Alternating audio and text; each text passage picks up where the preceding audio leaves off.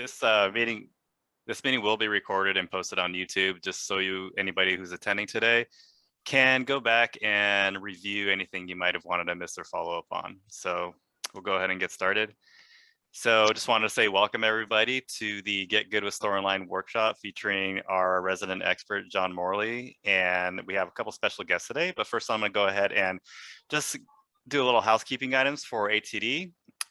Just want everybody to go ahead and check out our events calendar for next month. We have the next iteration of Get Good with Storyline happening on October 19th at the same time.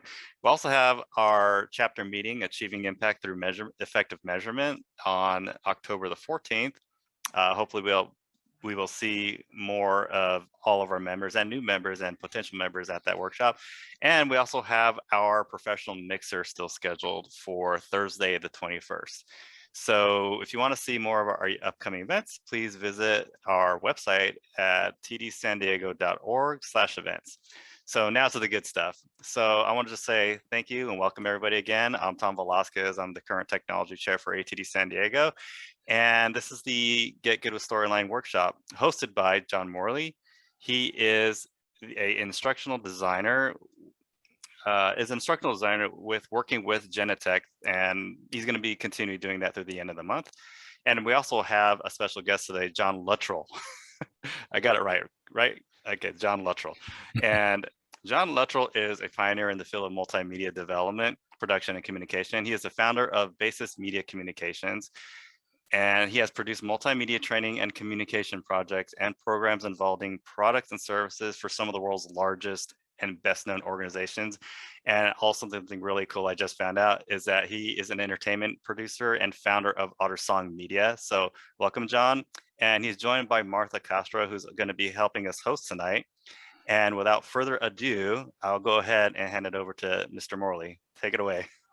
Well, thank you, Tom. Certainly appreciate that. Good introduction. You mentioned that my contract with Genentech is coming to an end at the end of the month. So I'm fortunate enough to have one freelance assignment lined up and would appreciate hearing about any more outside of this workshop anyway. And I do intend to continue with the workshops. We're fortunate to have Martha with us today as a co-host. Would you like to say hello, Martha? Hello, everybody. So I'm Martha. I'm from Costa Rica, and I'm an instructional designer at Rush. I'm really happy to be here. I have been working in instructional design more in the technical area for several years now. I don't count them anymore. And I'm really happy to be sharing my experiences also with Storyline, because it's a great tool. It's really simple. It's fast. You create engaging content, really nice with this tool, and really happy to be here. Thank you, John, for having me. Happy to have you. Now, this is intended as an open forum, although I have a prepared presentation. At any time that you have a better way of doing something or a question about what I'm doing, please speak up or enter something in the chat window, and Martha will alert me to it, as long as it's not too insulting. This is a click along in a couple of places, so please have Storyline open in a separate window or monitor. We're fortunate to have John Luttrell with us and Martha. And this is intended for folks who are already experienced in Storyline. If you're new to Storyline, stay with us anyway so you can see what this program does. Let me see if I can figure out how to share a screen here. Just a moment. Okay, that looks like a good screen to share. Click that, and is everybody seeing something that says triggers? Yes. All right, then we are focusing on triggers tonight. Might as well, since it's up on the screen anyway.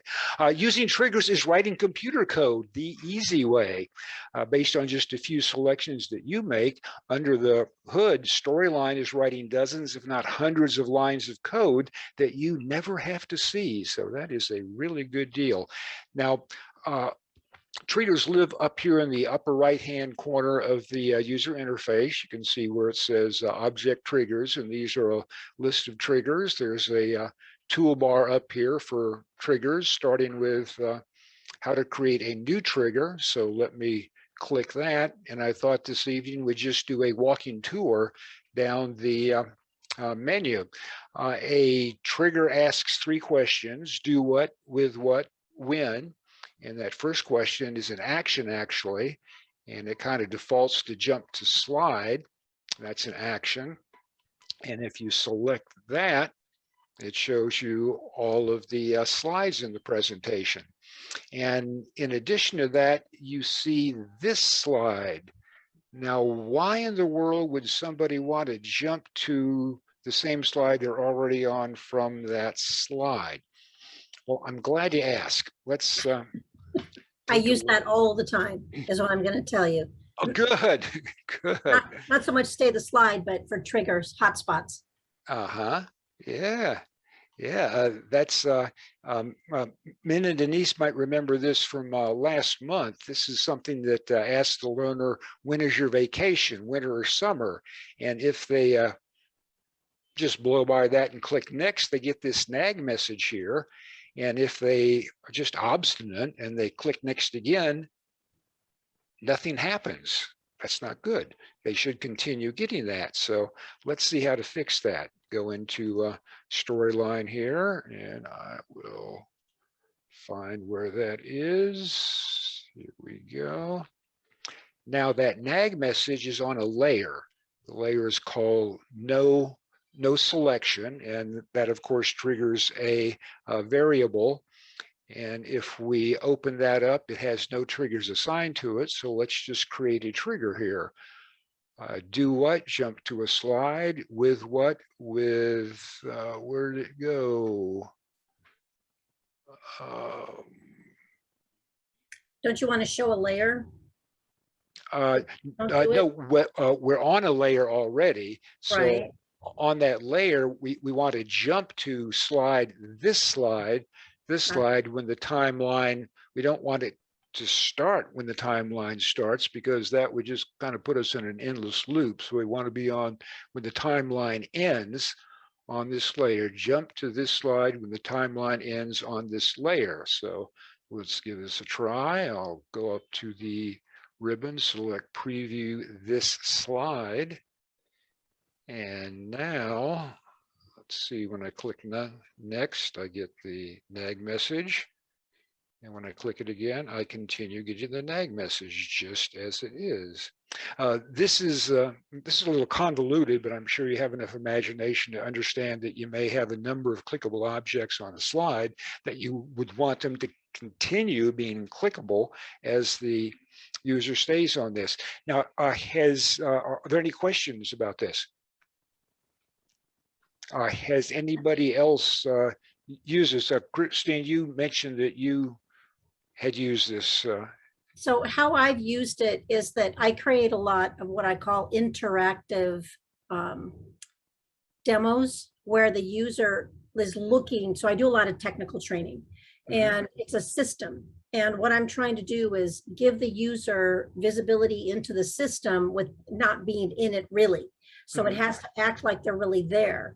And I want to make sure that even though they've got all these different places to click, that they still get that hand icon so that they know that that's a button. So it's Right. I use it across all the layers and or slides so that it still gives them the experience. And that's how I use the hotspots is what it is mostly. Right. And then when do you jump to this slide? Is that every time they click something that they go to a layer like I just demonstrated, and that starts the slide over you? So okay. it's usually the system I'm talking about is I work for a bank. So it's an online banking system.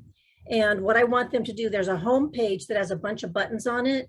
And then some of those buttons just bring up a menu, a pop-up menu, and some of those, which is a layer, and some of them bring up a whole new screen. So that's on a slide. So that way it's easy to control. And then I have them go back to the original slide. So it's lots of hotspots, lots of triggers, but showing them that it would give them a hover if they were there. And that's what I want to see.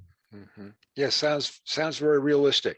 Okay, let's continue with our stroll down the menu lane here. Going a little bit further down, we see a lightbox slide here. And if you select Lightbox, you're able to lightbox any single slide in the whole presentation. Let's take a look at how that could work. Okay, this is training on this piece of equipment. It's a centrifuge, and it has a metaphor of a quest. The user is on a quest to get to their goal, and they have to, in order to do that, they have to gather intelligence along the way, intelligence in these 4 different areas. And they also have to decide or choose whether they have existing experience with a different centrifuge or they're absolutely new to it. And to show them where they are, up here in the upper right-hand corner in the header is the quest thing here. So as they complete these sections, they see little check marks come up here, and they also climb a mountain over here. Let's take a look at how that works.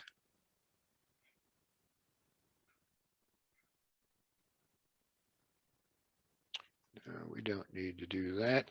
This is the slide that is lightboxed.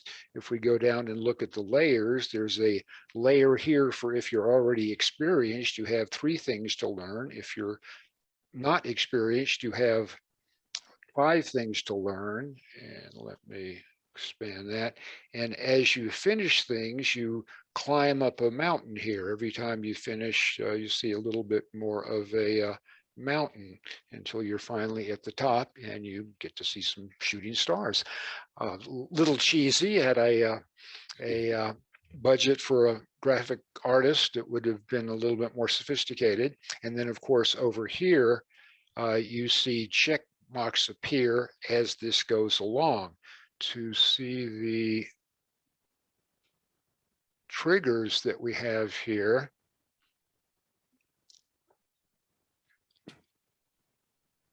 double click this. Every time they finish a section, 1 is added to a variable called mountain climb. So that mountain climb then comes in here as each time they, let's see, where am I? Okay, as you saw, the layers of the mountain are on different layers. So as this variable increases in value, you see different layers. In this case, you see layer 1 because you have a value of 1 in mountain climb. And then here you see the second layer of the mountain because your variable is all the way up to 2, and so on. And here we have, whoops, we're back to 2 again. We should have 3. Okay, any questions about how that works? Okay, who else is using any other suggestions on how to get good use out of a light box?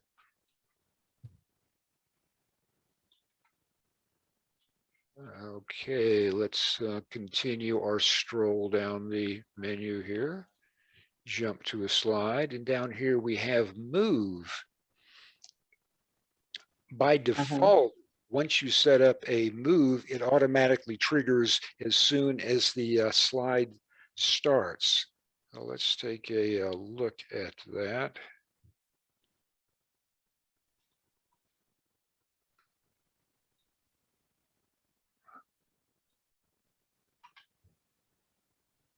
Find what I have set up here. We just saw a little rabbit jump off the screen there. And we don't want that. I don't want the rabbit to go until we click chase, and that's not working. And we certainly want the dog to have the fun of chasing a rabbit. So let's see how we can fix that. We'll go in here and we will find our dog thing. Whoop. Horse click along. We're not there yet. We're going to do a click along in a moment. So here's the rabbit. And you see the, I'll double click the trigger here. And by default, the rabbit starts with the timeline we would rather have it start with this chase button. So let's just change that to when the user clicks the chase button. And we also want the dog to be able to run as well. So let me just, something else really nice about the triggers is you can enable and disable them. So I evidently already have a trigger here for the dog, move the dog along his path when the user clicks the chase button. So let's see how this works. Preview this slide, and we're not running yet. Okay, click chase, and my bunny didn't go. Let's see what happened here. You selected a right mouse click. Oh, a right mouse click. Very, very sharp. I'm a left-hand mouse user. So I always Good eye, good eye. When user right clicks, okay, user clicks. There we go. And that will certainly get me messed up. Now, let's see there we go. And the bunny rabbit escaped with his life. Okay. You know, I recently used a move in a quiz question that I created, a free-form quiz question, where I asked for a formula in a spreadsheet. I wanted them to be able to recall this formula. And so I had, you know, likelihood and times and plus and, you know, a couple of extra non-used items in the drag and drop. And it was a little too confusing, even for my subject matter expert. So I started by filling in one of the boxes, literally doing a move. So taking one of the choices and moving it into the correct box, and then allowed the user to move the other items in the formula. And that's working really well. So it looked as if a ghost was moving it into the correct location. Right. So yeah, we gave the instructions and said, we'll start the first one for you. So I started it, and then they fill in the rest. There we go. Examples work well. And now let's do a click along here to move something up in the upper left-hand corner on the file menu. We'll click new, and we will we'll save that. And good thing, we'll click a new project here, double click on the slide, and let's move a horse this time. So in the upper left-hand corner, we'll click on the insert. If you have the 360 version, you can click the illustrations, and let's type in horse, H-O-R-S-E. I love 360. Oh yeah, has so many good. And if you don't have a 360, just put any kind of a shape down there. We can move a shape. There's a nice looking horse there. So we'll shrink him down and give him a little path to run on. In the up here in the menu bar, we'll click on animations, and we'll click on add a motion path. I'll take a little bit of an arc here. Just put him up here, and let's create a button. Again, in the upper left, go to the insert and click about 2/3 down where it says button. Click that, click button, and let's just type go here. So now to the trigger, what we're talking about. And look over here. Storyline has automatically created a trigger for us. Move the picture. Let's follow best practices and give this guy a meaningful name here. Picture one is a horse. Want to demonstrate good things here. So here it says move horse along the path here when the timeline starts. Now we don't want to, we want user clicks. This isn't a right click. When user clicks button 1. Okay. Well, let's go up, preview this slide and see what we get. He's not moving automatically. Now go there. The horse gallops up to the upper right. Any questions on that?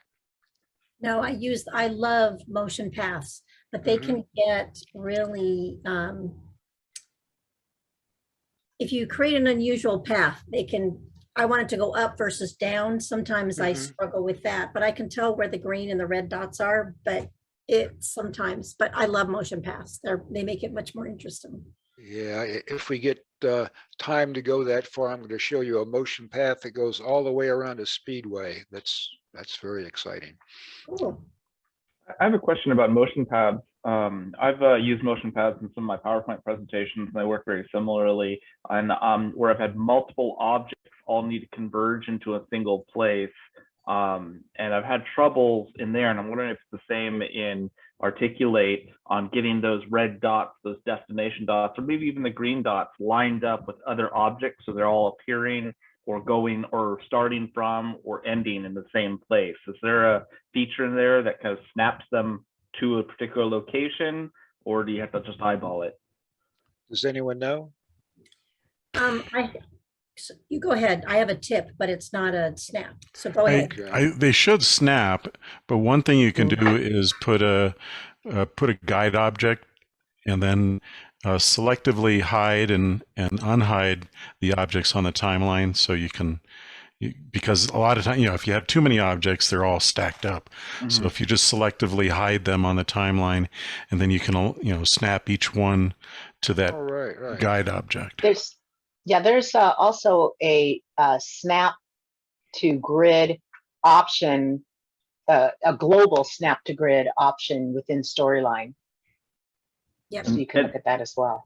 And so the snap to does affect the destination path, because I know that snap to does snap the object, but what I've had problems with is that it's snapping to the destination point of the object. Yeah, so it does do that, right? Yeah, I think I am not a fan of snap to, only because of some of those things. It doesn't always act the way I want it to. So you might laugh, but what I do is I increase it to like 200% view and overlay the dots so that I can easily see them. And that's how I make things match up, is by just increasing the size to huge, where I only see the ending dots and the beginning dots. And I line them up that way. So are you lining up the end dots or the objects themselves? Because you don't see the objects, you just see the little dot. It's where, if I want them all to end in exactly the same spot, I'm lining up the dots. I also use the rulers, and I also make sure I'm always viewing the ruler and the guidelines and the grid lines. So I want to see all of those. That helps that as well. I actually count the dots. Okay. In the grids. Counting dots. Yeah, to make them line up correctly. I know. That's why I said you might laugh, but that was what works for me. If you are having trouble with the snapping, it does snap to the center. It uses the center of the item to snap. So if your objects are different sizes or weird shapes where one's justified the left or one's justified the right, then using the grid lines is a better option. Okay, yeah, it can get tedious. It sure can. Let's see, where was I need a slide open in order to look at the menu, and here we move further down. We go past move to play media. I think media means video or possibly audio. And one issue with that is when you put some video in there, it automatically does this.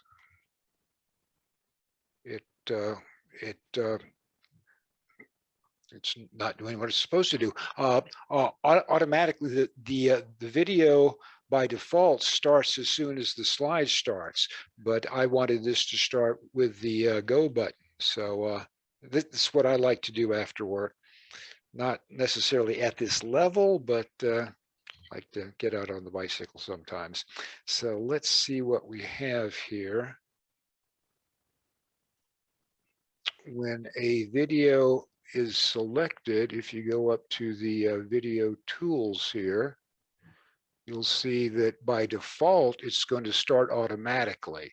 But on this one, I selected when clicked. So the go button here will, let's see, how do we, I'll open this, play media, bike video, when user clicks the go button. And to get real fancy, I have buttons down here that replace each other. So let's run this thing.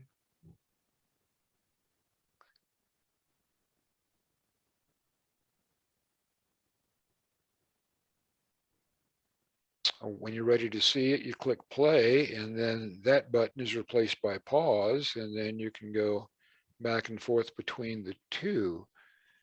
Now that is, each of these buttons is really doing three things, because you have to, when you click the button, you want it to disappear. And then you also want the other one to appear, plus you want to do the play or the pause. So these are the three things that happen here. Change the state of play to normal because you have clicked pause. Click pause here. So you want pause to go away and normal to replace it. Plus you want to,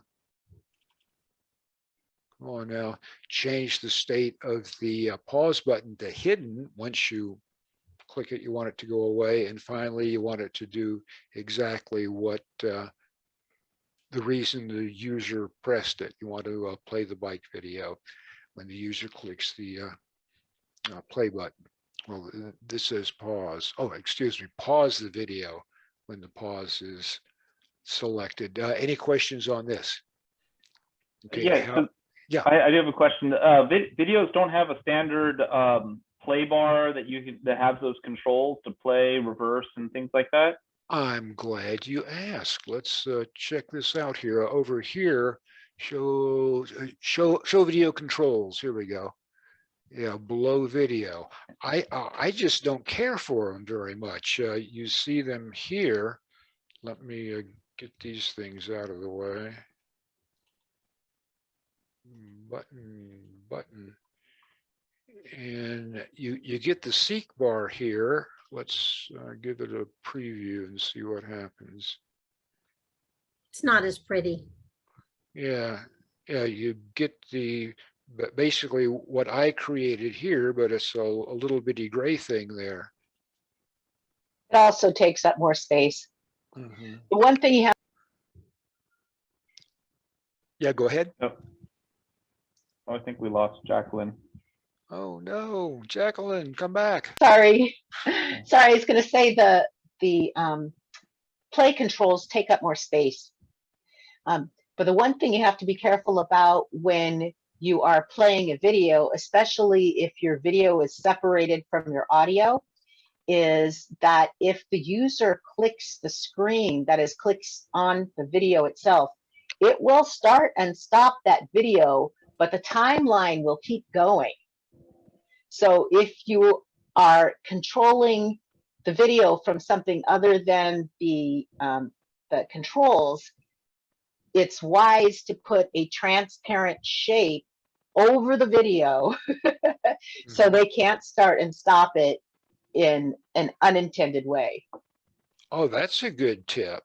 So you just go to insert and create a shape here, go over the thingy here, and then make it go away.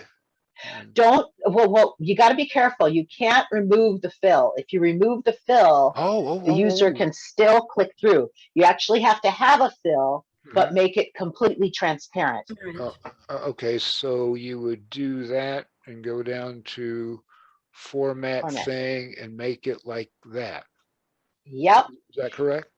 Yep. And in doing that, they cannot then click on the video. Oh, because there's something in front of it. Just make sure you don't put that shape behind it. Yeah, that's cool. That is good. You can't turn off control on that video then. That is correct. Yeah, I learned that the hard way doing computer simulations. Yeah. Yeah, Yeah, it's strange you don't have the control to turn that on and off.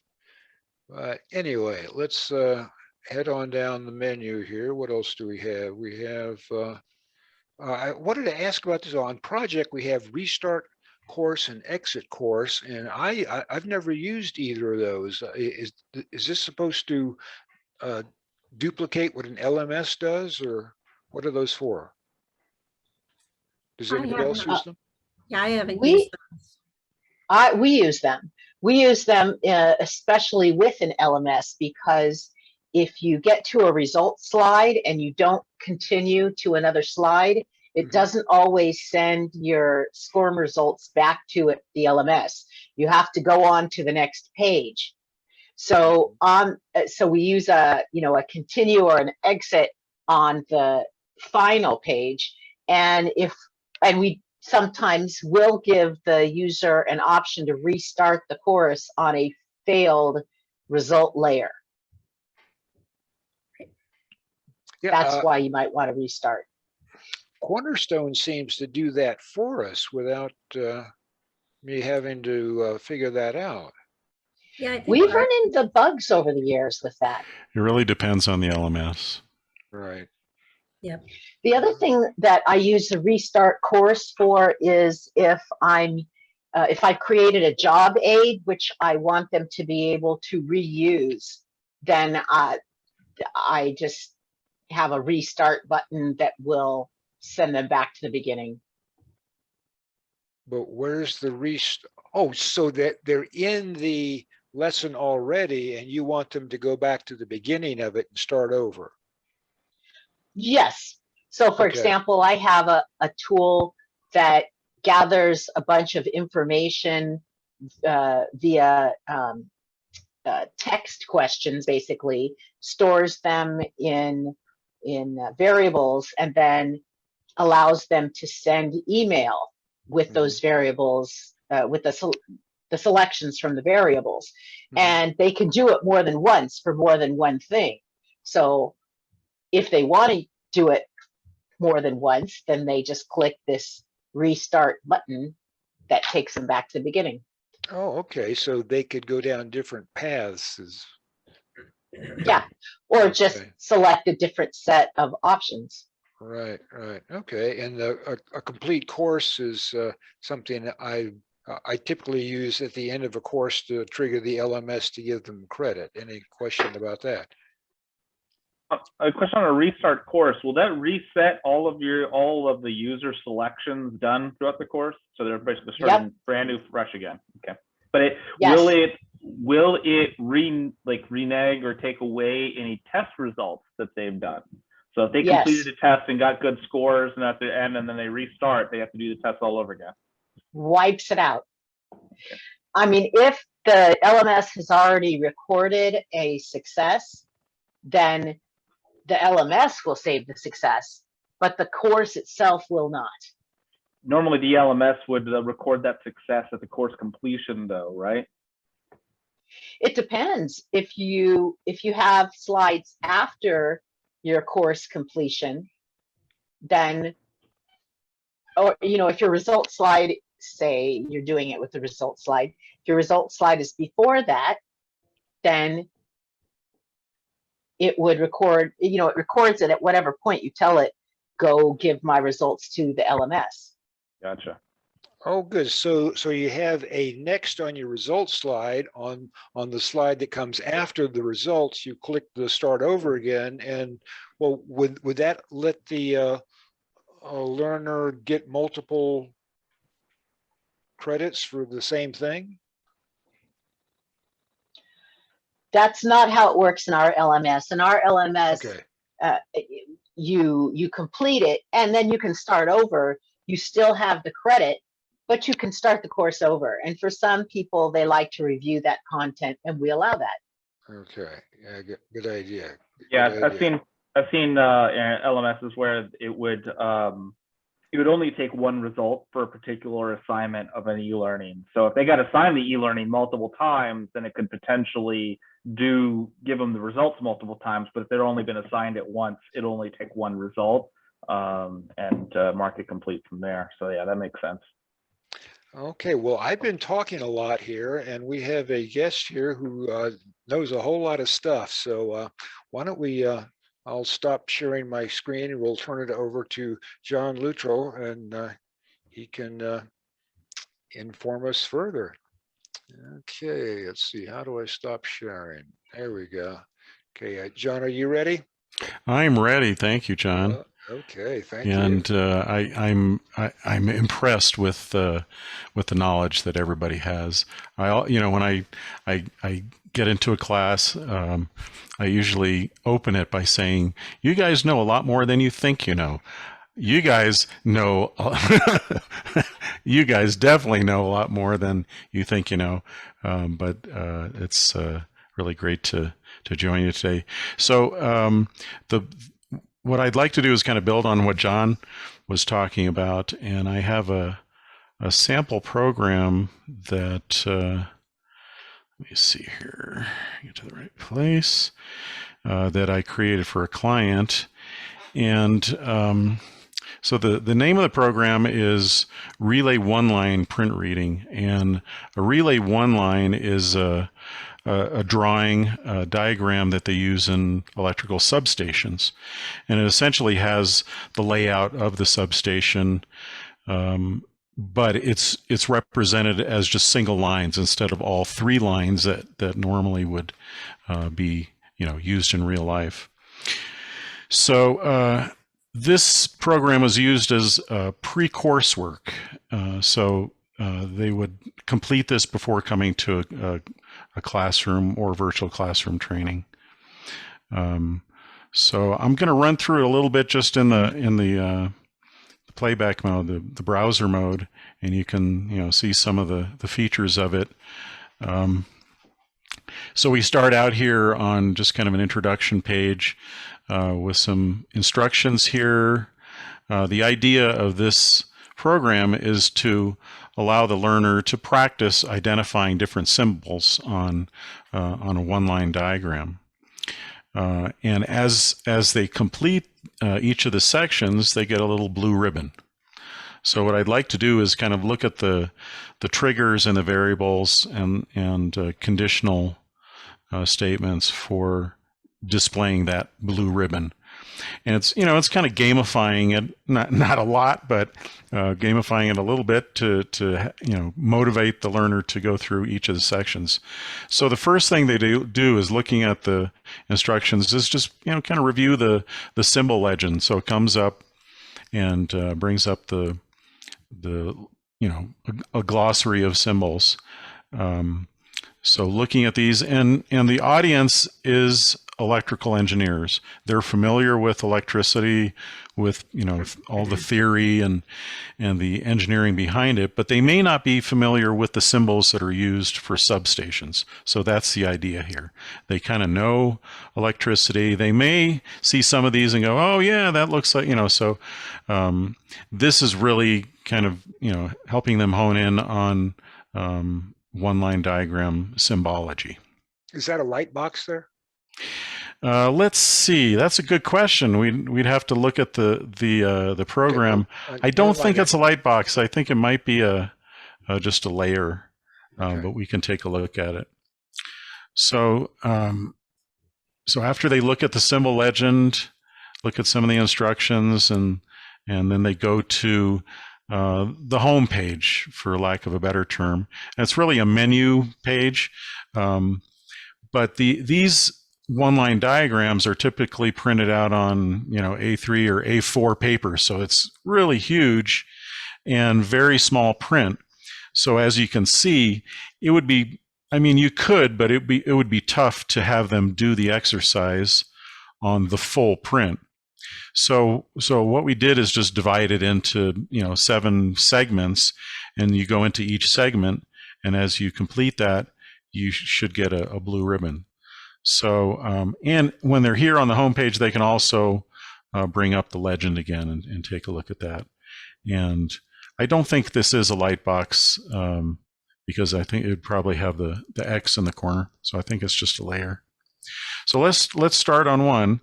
And what this uses is a pretty simple drag and drop to match the terms over here, or the equipment name, with the call out bubble on the diagram. So pretty simple, drag and drop. So of course I know the answers here, so I can put them in the right place, and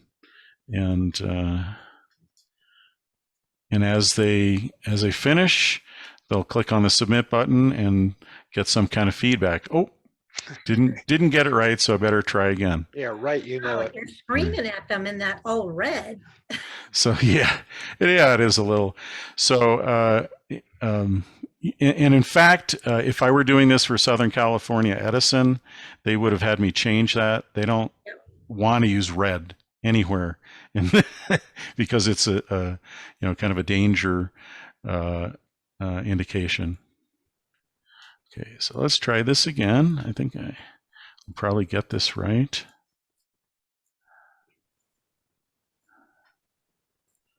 And great, we got the correct layer come up, and we can click continue. And the continue takes us back here, and it gives us a little blue ribbon on that segment. So what I'd like to do is take a look at the variables and the triggers that we use to make this happen. And there's some, as you guys know, you're not beginners at Storyline. There's probably a zillion ways to do this. So I'll show you the way I did it. That I have found out. Just there's like 20 ways to do it. You can pick this way or that way. Absolutely. And in some ways they're a little better than the others, and some of them are just the same. It's just a personal preference. So we'll just jump through here and just kind of zoom in on this over here. So we saw the introduction page, gives us some instructions, a bunch of layers there with the Josh in different poses. And here's our Josh. Yeah. So here's our menu page, or home page. And let me make it a little bigger so we can take a look at it. So it's a fairly straightforward trigger. When you click on this segment, it's just going to jump to that slide when the user clicks on rectangle 1. So it would just jump to this slide when you click on that rectangle. So that's the trigger there.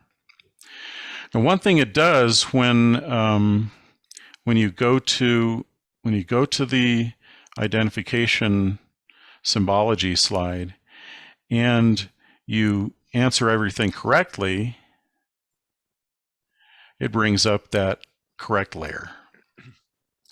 So what we've done on the correct layer, besides just enabling the continue button, so the continue button will take you back to the menu page.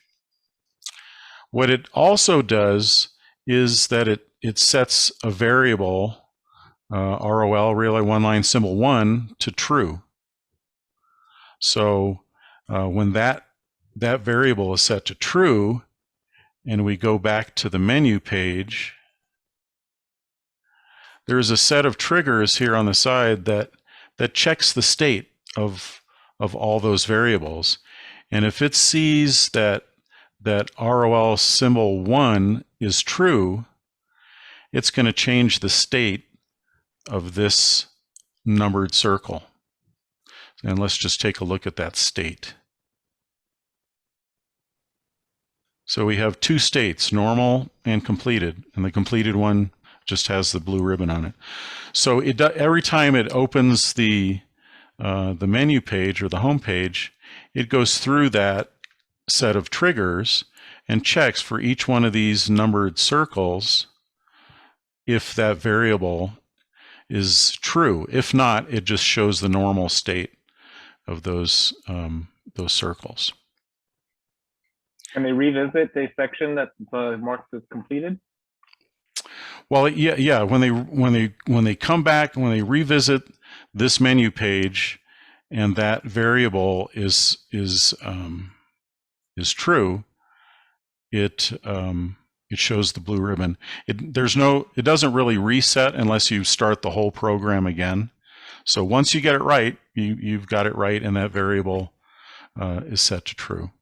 But they can go back to it and try it again, even with it being already complete. Absolutely. Absolutely. So it looks kind of complex, but it's pretty simple. So let's try the other one. So we'll do this one here, and we'll identify some of the components here: current transformers, a disconnect switch, lockout relay, a primary bus, and secondary circuit. There we go. There we go. Hey, good. All right. More memory. So again, it's doing that check of number 2. If it's true, then change the state to completed. So looking at this again, if we look at the states, same thing as number 1. It's just got a blue ribbon with a 2 in it. So pretty straightforward. So let me switch back again to the this guy here, and let's go all the way through it. Let me finish, and I can show you the what I put at the end. So it has kind of a little. So let's see, voltmeter, synchroscope, sync switch, sync bus, grounded Y connection. Oh boy, extra value here learning schematics. Yeah. No resistors? There's no resistors in one of these? There's no resistors. And my education was in electronics engineering. So when I first saw this, I said, what the heck? I see that, okay, there's a coil there, there's a capacitor here, but some of the other stuff I'm going, well, what the heck is, so I definitely had to learn how to read a one-line diagram. All right, so here we go. It's my husband. It's not me. I've just been paying attention to something. I don't really know what I'm talking about. But you get it through osmosis, that knowledge.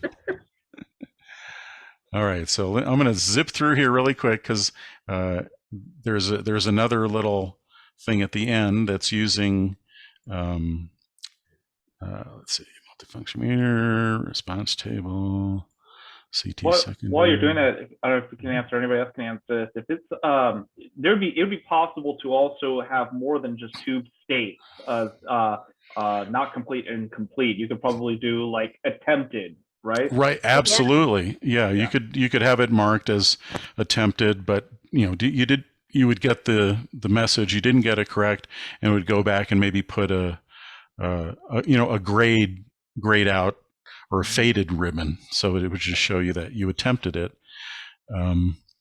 But that would obviously take some additional triggers and variables. You could also show which ones you got incorrect. You can do all sorts of things. Right. Do you have it set so they have to complete these in order, 1, 2, 3, 4, 5, or can they switch it? They can go in. I mean, I could have forced them to do it in order, but they can do it randomly. As long as they're in the right spot at the end. You're right. Okay, so we got that one. Let's do number 6 here.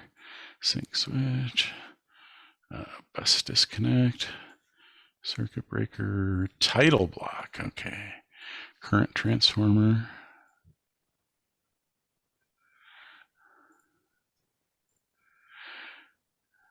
So I'm thinking that a lot of these items are like kind of like formative assessments, but if there was a final kind of a summative assessment that wrapped all these up into one that somebody could just jump to and complete it, could you make it so that it would mark all these as complete even if they haven't done it? Sure, yeah. If you wanted to, you could put in a so once you go to one of the segments, put a next button here, and it would just go to the next segment and the next segment, and they get to the last one, click submit, they get all the blue ribbons. Yeah, you could do it that way as well. Yeah, it's been an issue where people have been issued training that is way too simple, too basic for them, and it's really, they just have to go through it. But I would rather make it so that if they know better, they can just jump to the end, answer the questions and complete everything. But then if they don't know the answers, then they have to go back and actually do it. Right. Can you just do a test out instead of doing that? Yeah, that's kind of what I was hoping to design into the e-learning. That's what we do at my company. Yeah. Do a test out first, and if you don't pass the test out, then you have to go through the e-learning. We actually give the user a choice in our test out courses. That is to say, we make them go through it the first time, but it's a recurring course. And so 2 years later, when they take it, they have the option of retaking it or just testing out. And then in fact, on the test questions themselves, there's a button that, if clicked, will take them to the pertinent point in the course as a light box. So that way, you know, we're really reinforcing the information, which is what we want to do anyway. And it's a lot cheaper, because instead of costing 20 minutes worth of time, it's 5 minutes worth of time. So Right. This program could actually likes be that. used as the test out test, Yeah. because you know, if somebody is familiar with this and they can get through this, then they can go on to, you know, classroom training number 2 instead of the introductory classroom training. Is that how you use it, Christine and Jacqueline? Is that that you use the e-learning as the test out, or is there a separate module or something else outside of this e-learning that you would use as a test out system? So the e-learning is, in my situation, is independent, but it's in a storyline file, and they take that test. Okay. And if they don't pass that test, then they have to go through the full. But we do the same thing. You have to take the e-learning once. We do compliance annually. I work for a bank, you guys, so compliance Right. is a big deal. Sure. So once you've done that at least once, then you can try to do the test out. But don't get me started on people that don't know how to write questions. So we're going to stop there. Oh, God. Yeah.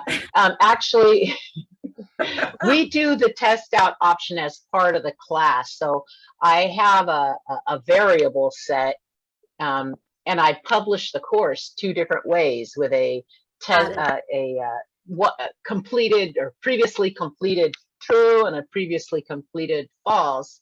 So there are 2 versions of the course, and if they are a new hire, they get the previously completed false version, and then they can't test out. Right. So there's, Yeah, there's all sorts of ways to do it, for sure. That's all in one e-learning module. You don't use separate entities outside the e-learning, like in the LMS. It would be another item. It's all within the same e-learning. It's all within the same e-learning project. It's the same storyline file, but again, I do publish it 2 different ways, so that we have 2 versions of the course.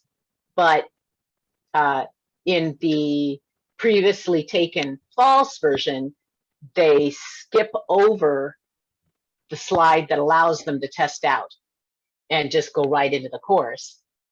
And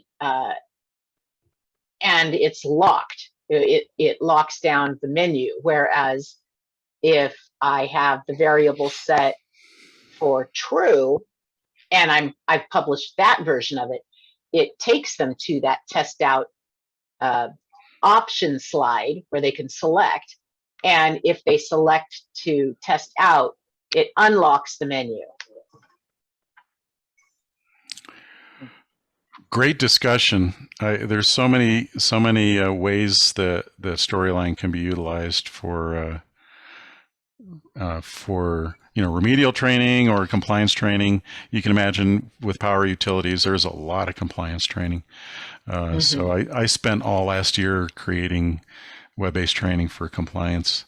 So I wanted to show you one more thing. This is kind of the icing on the cake. So when the user has gotten to this point and they click submit, I thought, it'd be nice to give them more than just another blue ribbon. So looking in here, I have a trigger that says, okay, show this layer that I've called way to go when the timeline starts, if all of the variables have been set to true, 1 through 7. So it'll show that way to go animation at the end. So let me just show that to you. So it happens right as you click submit. So I'll click submit. The triggers are going to run through and check the conditions, and we should get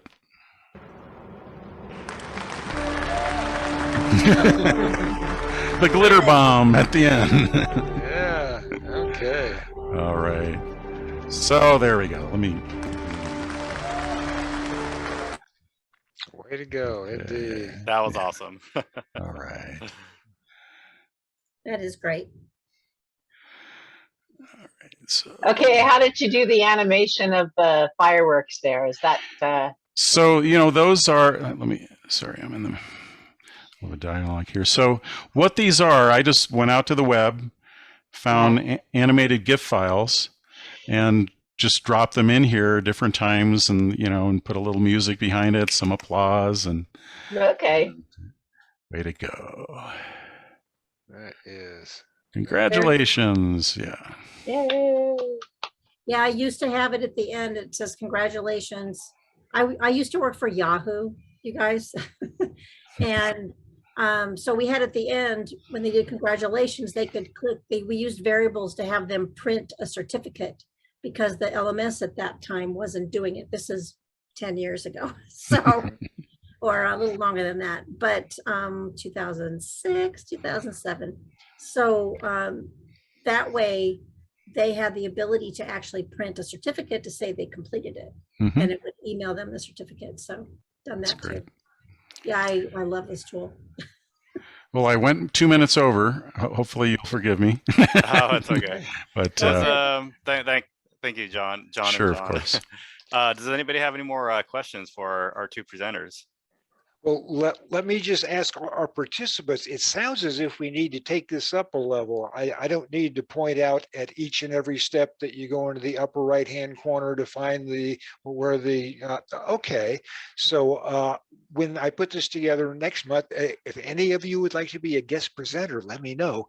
And we'll jump in at a little bit higher level to meet what apparently is the level of our audience. So John, thank you very much. You're very welcome. Martha, thank you much. And Tom, big thank you to you for everything you're doing for the chapter. Thank you very much. And just a reminder, everybody, we have upcoming events and we have next month's workshop.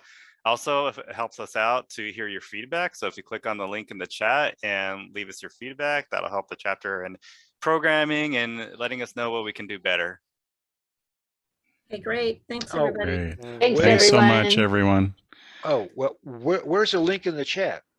I'll post it again. Oh, okay. Thank you. Thanks, Tom. Copy. Oh, there we go. Yeah, thanks, everyone. Excellent. Thanks, everybody. Thanks a lot. Have a good evening. Everyone. Take care. Bye.